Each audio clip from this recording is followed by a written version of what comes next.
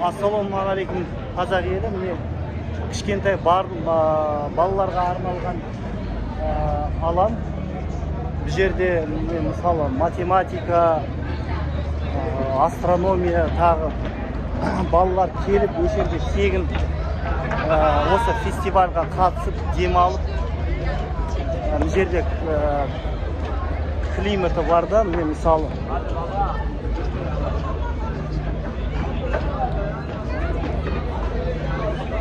осындай ойындар. Бұл жерде міне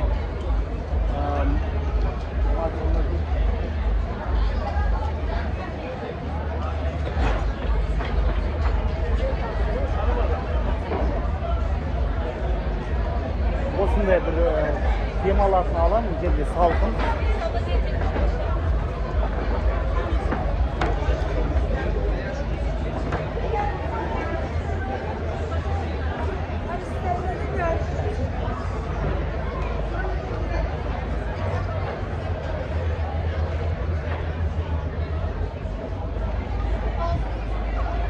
Балаларды үйретіп жатыр да.